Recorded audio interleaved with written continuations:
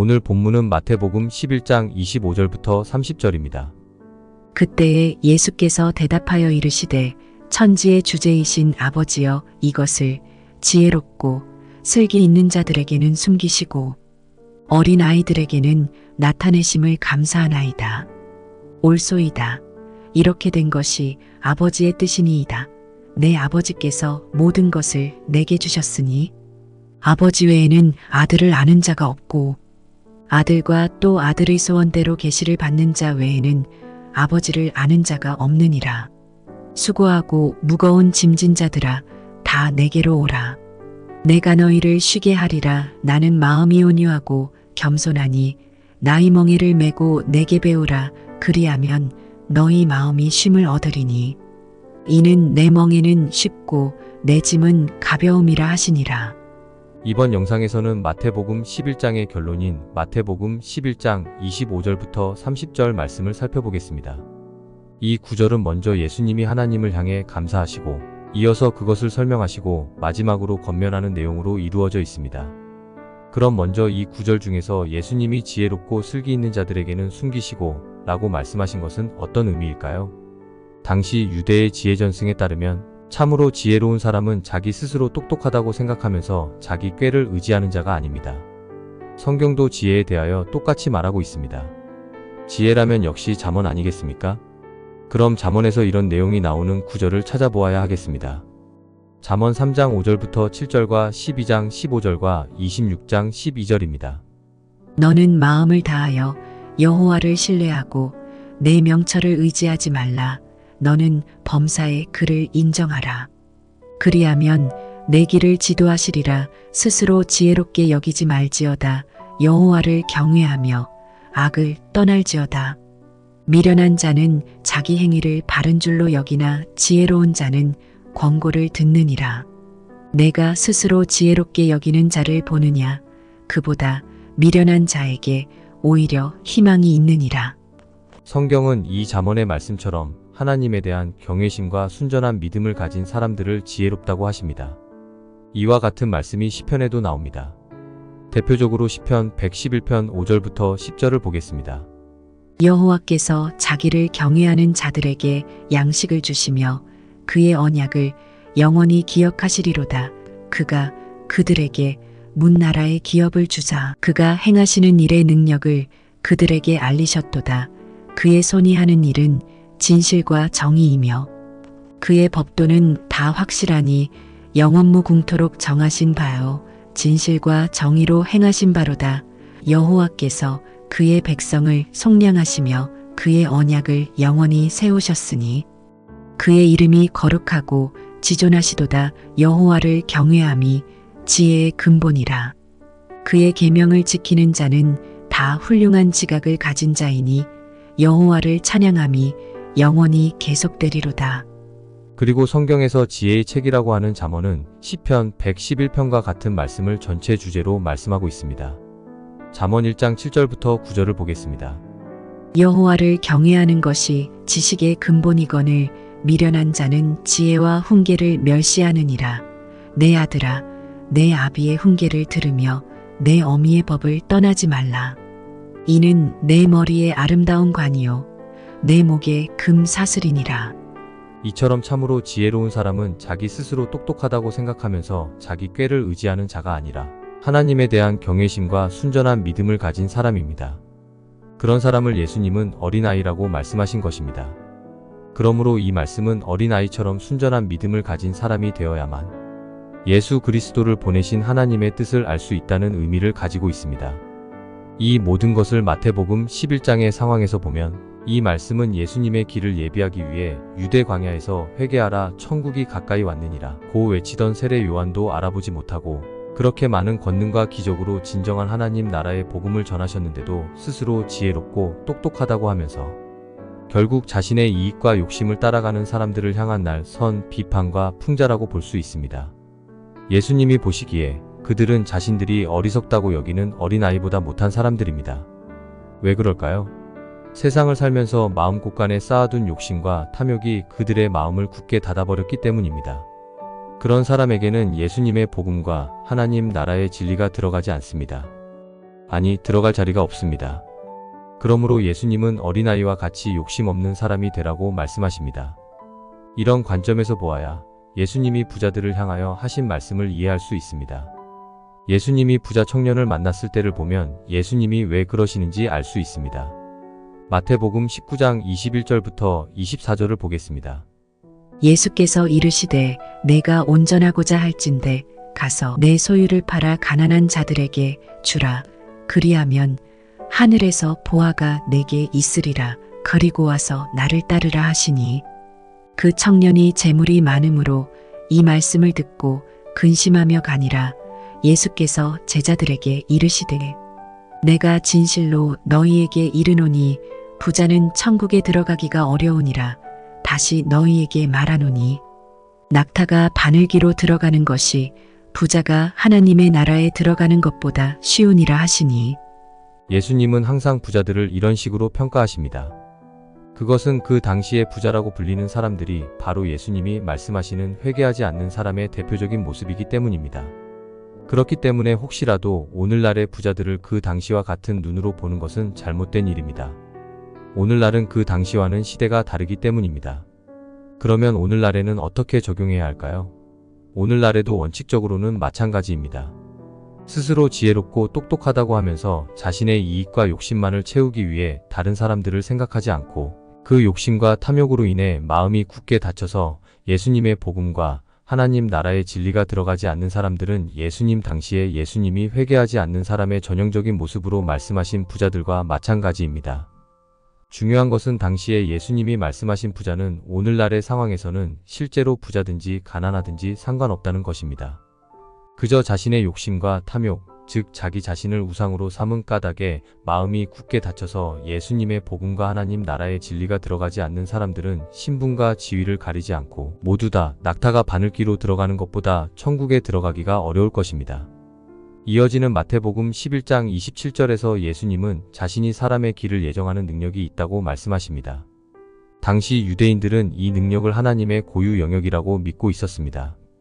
그러나 예수님은 이 말씀을 통해 자신이 하나님과 동등한 지위를 가진 하나님의 아들로서 하나님의 계시를 다 알고 또한 그 하나님을 계시하시는 분이라고 말씀하신 것입니다. 그리고 그 모든 계시를 어린아이와 같은 사람들에게 나타내셨다고 말씀하십니다. 그렇다면 그 어린아이는 어떤 사람일까요? 앞에서 말씀드린 것처럼 순전한 믿음을 가진 사람만을 말하는 것일까요?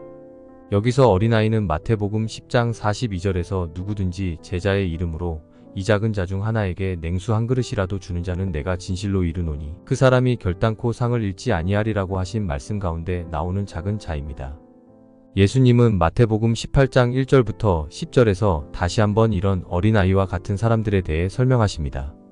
그때에 제자들이 예수께 나와 이르되 천국에서는 누가 크니이까?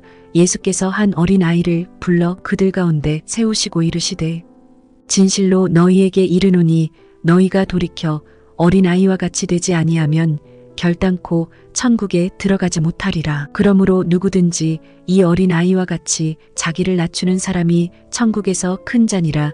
또 누구든지 내 이름으로 이런 어린아이 하나를 영접하면 곧 나를 영접함이니 누구든지 믿는 이 작은 자 하나를 실족하게 하면 차라리 연자맷돌이 그 목에 달려서 깊은 바다에 빠뜨려지는 것이 나으니라. 실족하게 하는 일들이 있음으로 말미암아 세상에 화가 있도다. 실족하게 하는 일이 없을 수는 없으나 실족하게 하는 그 사람에게는 화가 있도다.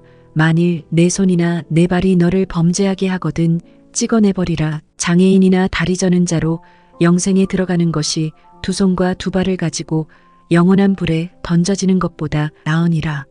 만일 내 눈이 너를 범죄하게 하거든 빼어내버리라. 한 눈으로 영생에 들어가는 것이 두 눈을 가지고 지옥 불에 던져지는 것보다 나으니라. 삼가 이 작은 자 중에 하나도 업신여기지 말라.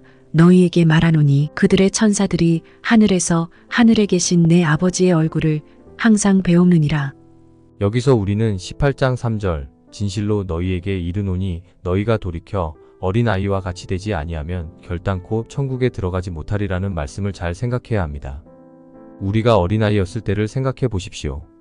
누구나 돌이켜보면 이것저것 계산하지 않고 자신의 이익이나 욕심을 위해 쌓아두지 않고 수많은 선입견과 도덕적인 잣대로 다른 사람을 평가하지 않고 자신이 부족하고 연약하다는 것을 알고 무엇이든지 배우려 하는 순수한 때가 있었습니다. 예수님은 우리가 그 순수한 때로 돌이켜 그런 어린아이와 같은 마음으로 돌아가라고 말씀하십니다. 그래야 하나님을 더욱더 잘 알고 그 말씀을 믿고 경외함으로 하나님을 만날 수 있기 때문입니다. 하지만 나이를 먹으면서 뭔가를 알게 되면 그것을 기준으로 생각하게 되고 다른 것들을 받아들이지 못하게 됩니다. 그러므로 우리는 그렇게 되지 않도록 항상 경계해야 합니다. 이어서 예수님은 수고하고 무거운 짐진 자들아 다 내게로 오라. 내가 너희를 쉬게 하리라고 말씀하십니다. 성경을 보면 하나님은 피곤한 자에게 안식을 주신다는 약속을 하십니다. 이사야 40장 28절부터 31절을 보겠습니다. 너는 알지 못하였느냐 듣지 못하였느냐 영원하신 하나님 여호와 땅끝까지 창조하신 이는 피곤하지 않으시며 곤비하지 않으시며 명철이 한이 없으시며 피곤한 자에게는 능력을 주시며 무능한 자에게는 힘을 더하시나니 소년이라도 피곤하며 곤비하며 장정이라도 엄어지며 쓰러지되 오직 여호와를 앙망하자는 새 힘을 얻으리니 독수리가 날개치며 올라감 같을 것이요 다른 박질하여도 곤비하지 아니하겠고 걸어가도 피곤하지 아니하리로다. 이것은 평범한 사람들이 할 수 있는 약속이 아닙니다. 그런데 예수님이 이와 같은 약속을 하신 것입니다. 이것은 앞절과 연결하여 자신이 하나님과 동등한 지위를 가진 하나님의 아들이라는 사실을 말씀하신 것으로 보아야 합니다. 그런데 마태복음은 예수님이 말씀하시는 안식을 바리새인들이 요구하는 전통이나 규칙들과 대비시키고 있습니다. 마태복음 12장 1절부터 8절을 보겠습니다. 그때에 예수께서 안식일에 밀밭 사이로 가실새 제자들이 시장하여 이삭을 잘라 먹으니 바리새인들이 보고 예수께 말하되 보시오 당신의 제자들이 안식일에 하지 못할 일을 하나이다. 예수께서 이르시되 다윗이 자기와 그 함께 한 자들이 시장할 때에 한 일을 읽지 못하였느냐?